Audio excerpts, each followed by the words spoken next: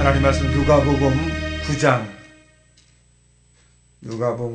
57절에서 62절까지 말씀입니다.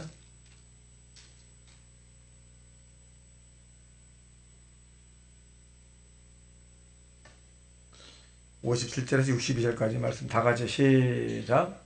길 가실 때에 어떤 사람이 여짜오되 어디로 가시든지 나는 따르리이다.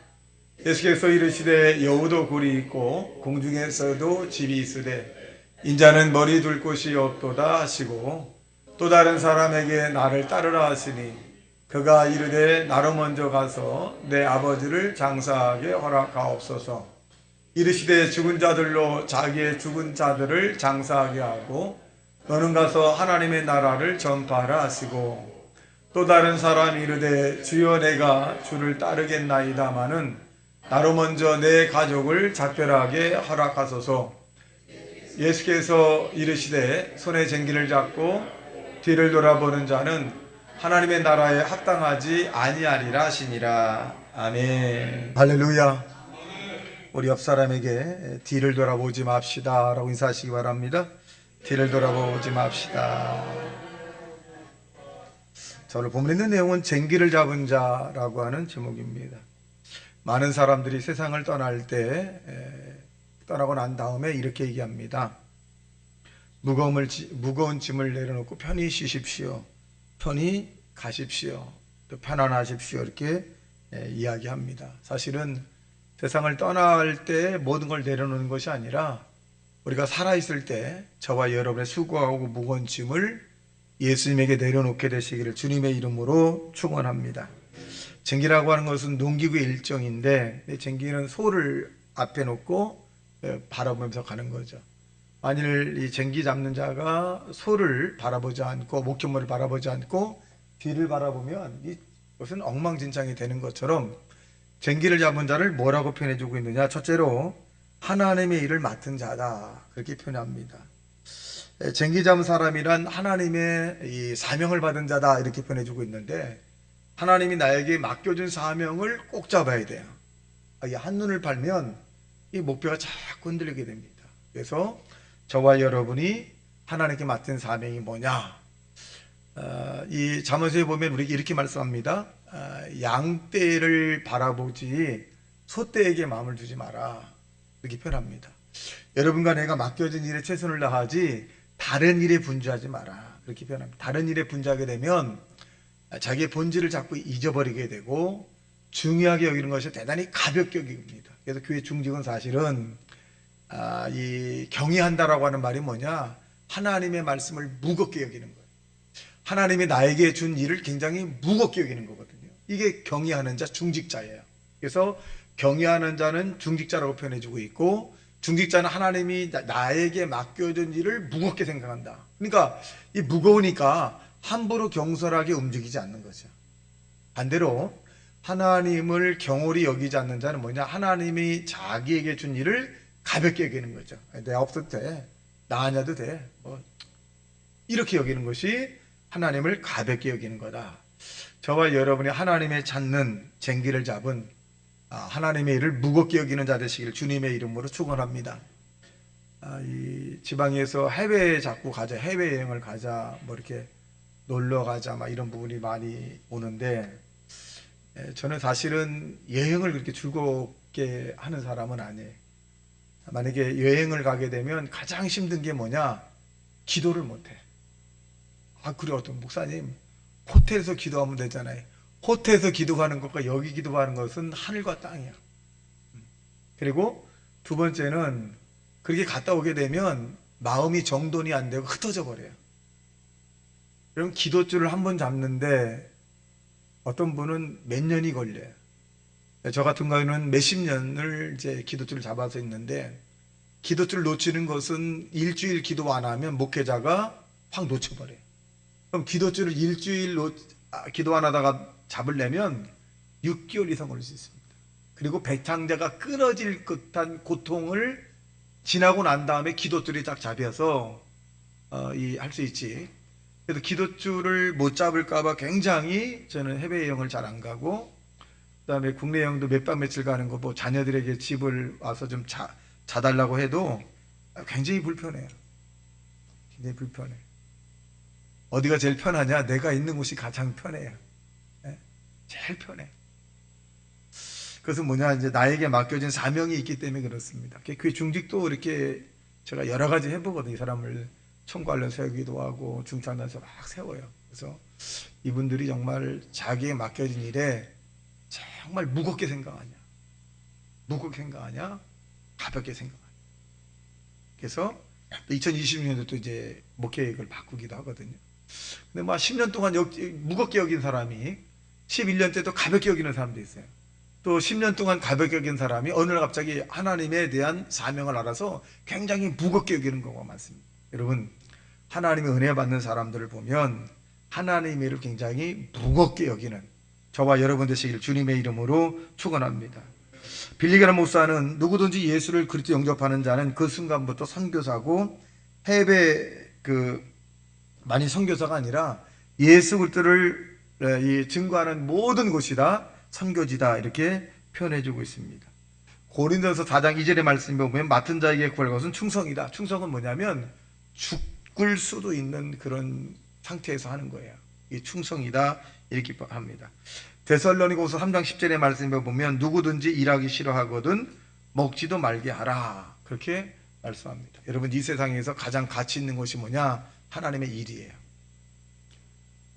제가 여러분에게 성탄 트리에 대한 부분을 이제 임실군 성탄 트리는 세워서 국가에 이제 임실군에서 다 보조를 받아서 다 채우게 되고 오수 지역은 이제 각 교회에서 또 회비에서 이렇게 거쳐서 이제 성탄 트리를 합니다. 이번에는 제가 거절을 했어요. 회원 임원들이 먼저 내고 모자라는 거 있으면 소망교회가 담당하겠다 이렇게 거절해서 아마 정상적으로 하지 않고 일주일 뒤에 하게 되는데 저는 그렇게 왔을 때 어떤 생각이 들었냐면 강하게 이건 복 받는 일이다. 성탄절 점등식 또 성탄을 이렇게 기쁨을 나누는 것은 복 받는 일이다. 확신이 오더라고요. 그래서 재정에 이렇게 얘기 안 했지만 제가 그런 얘기 했습니다. 우리 사모님도 얘기 안 했지만 다 안 한다고 하니까 그래서 지역의 장로들이 찾아와서 나한테 도와달라고 그래서 이제 교회들에게 부담을 주지 말자. 그리고 장로인 당신과 나 또 장로인 당신과 셋이서 부담을 하자. 나도 재정권사한테 부담하지 않고 내가 개인 사비를 할 거다. 그래서 당신들도 그렇게 하자 그랬어요. 대답 안 하더니 연락이 안 와. 왜 그러느냐? 이건 복 받는 일이다. 내가 확신이 와서 그랬어요. 그래서 이제 기다렸는데 연락이 왔어요. 좀 저기 기도해달라 이렇게 해서 이제 했는데 이 하나님의 일은 확신이 올 때가 있어요. 확신이 올 때 하게 되면 이것은 하나님이 책임져 주십니다. 많은 사람들이 안 될 거라 그랬어요. 저는 확신 가운데 누구든지 하나님께서 사용해서 세울 거다 그런 확신이 있었습니다. 여러분, 여러분 마음속에 하나님의 일이 무엇이라고 생각을 합니까? 하나님의 일은 성경에 있는 그대로 하나님의 아들 하나님이 보내신 자 예수를 믿는 것이 하나님의 일이고 여러분에게 주어진 일이 하나님의 일입니다. 하나님의 일은 크고 작고 중요하고 경히 여기는 것이 아니라 성가대는 성가대가 하나님의 일을 최선을 다하면 되고 또 알게 모르게 설거지하는 분이 계신데 집사님이 그 나름대로 성가대랑 똑같이 최선을 다하면 그게 하나님의 일이에요. 안내하는 사람이나 또 이 헌금위원 하는 것도 모두가 다 하나님의 일입니다. 여러분, 하나님의 일을 정말 중요하게 생각하시길 예수님 이름으로 축원합니다. 그럴 때 하나님의 뜻이 이루어지는 거예요. 그래서 여러분, 착하고 충성된 종아 내가 작은 일에 충성하였으며 내가 많은 것을 내게 맡기리니 내 주인의 일에 즐거운 일에 참여할지어다 이렇게 말씀합니다. 그래서 작은 일에 충성을 하셔야 돼요. 작은 일에. 두 번째로 앞에 놓인 자기 일만 바라보는 즉 전진하는 사람만이 바로 쟁기를 잡아다 전진하는 사람 후퇴하면 안 됩니다. 처음 된 데가 나중되고 나중된 데가 처음 된다고 하는데 중요한 것은 뭐냐면 나중된 자가 처음 된 자가 나중되면 안 돼요. 그건 안 됩니다. 자꾸 전진을 해야 돼요. 여러분, 하루에 3시간 기도했던 사람은 4시간 기도하고 5분 기도했다는 10분 기도가 자꾸 낮아야 돼요. 봉사를 한 가지에서는 두 가지로 자꾸 세 가지 자꾸 해야 돼요. 왜 그럴까요? 복이 있는 일이고 영적인 일은 생명이 이 더하는 역사가 나타나기 때문에 그렇습니다. 육적인 일은 사망에 이르지만 영적인 일은 생명과 우리에게 편안을 주기 때문에 그렇습니다. 그래서 저와 여러분에게 맡겨진 일들, 사도행전 20장 24절에 보면 내가 달려갈 길과 주 예수께 받은 사명 곧 하나님의 은혜의 복음을 증거하는 일을 마치려 하면은 나의 생명을 조금도 귀한 것으로 여기지 아니하리라. 사도행전 20장 24절 한번 띄워볼까요? 자, 이게 보면 바울이 고백합니다. 시작. 내가 달려갈 길과 주 예수께 받은 사명 곧 하나님의 은혜의 복음을 증언하는 일을 마치려 하면은 나의 생명조차 조금도 귀한 것으로 여기지 아니하노라. 아니하노라. 자기 생명을 바치는 거죠. 목회자의 가장 희망이 있다는 게 뭐냐면 순교라고. 순교. 제가 사실은 그 어떤 곳에서 이 30대 중반인가 그때 유학을 가라. 다 대주겠다. 유학을 가라고 하는데 이거 몇 년 걸지도 모르잖아요. 그러면 평생 교수로 있어야 되는데 항상.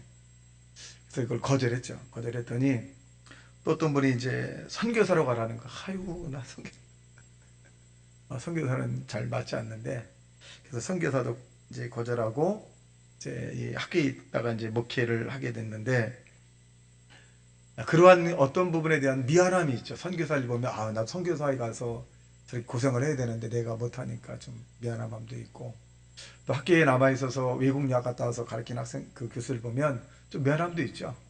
또 나보다 더 잘 가르치니까 또 그 마음도 있고. 그래서 이 그들을 살펴보게 되면 모두가 다 앞만 바라보는 사람들이었어요.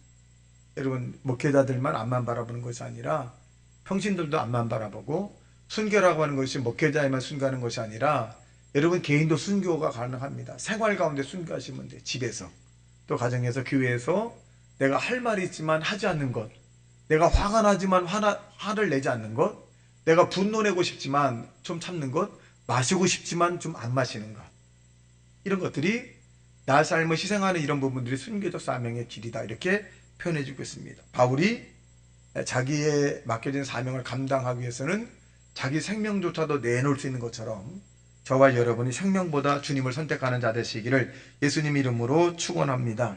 마지막 세 번째로 보면 하나님의 뜻을 행하는 자다, 그렇게 표현합니다. 여러분, 가장 확률이 높은 축복의 길이 뭐냐? 하나님의 뜻이에요. 이것이 하나님의 뜻이다. 그러면 다윗과 또 예수님의 제자들은 모두가 다 거기에 희생을 했어요. 왜? 거기에는 하나님의 보상이 있을 뿐만 아니라 하나님의 은혜가 있기 때문에 그렇습니다. 여러분, 초대교회 성도들이 왜 순교를 각오했을까요? 그것이 하나님의 뜻이기 때문에 그래요. 사람을 죽이는 것보다 내가 죽임을 당하는 것, 내가 사람을 미워하기보다는 사랑하는 것. 그러니까 초대교회 성도들은 그러한 하나님의 뜻을 알았어요. 그래서 그 뜻대로 살면 이 땅은 70, 80, 90이지만 저 하나님의 나라는 영원하기 때문에 영원을 위해서 이 육신의 이 세상을 희생을 한다는 거지. 누구든지 나를 따라오려거든 자기 십자가를 지고 나를 따를 것이니라 그래. 자기 십자가가 있어요. 십자가는 스톨게라고 하는 말인데 부끄러움이라는 거, 사실은 약한 부분이거든요. 이 약한 부분을 지고 저와 여러분 십자가를 지고 가시기를 예수님 이름으로 축원합니다. 이것이 하나님의 뜻을 행하는 자입니다. 내 뜻이 아니에요. 내 뜻은 화가 내는 것이고, 내 뜻은 쉬는 것이고, 내 뜻은 내 감정대로 사는 것이고, 내 뜻은 내 마음대로 하는 것이고, 그게 내 뜻이에요. 근데 하나님의 뜻은 온전히 충성하고 또 주님만을 바라보고 십자가를 바라보고 말씀 위에 살아가는 저와 여러분 되시기를 주님의 이름으로 축원합니다. 빌립보 3장 14절 말씀에 보면 표대를 향하여 그리스도 예수 안에서 하나님이 위에서 부르신 부름의 상을 위하여 달려가노라. 달려가야 돼요. 주님만을 바라보고 달려가야 합니다. 그럼 그럴 때 하나님께서 저와 여러분에게 큰 상급으로 갚아준다는 사실을 믿게 되길 주님의 이름으로 축원합니다.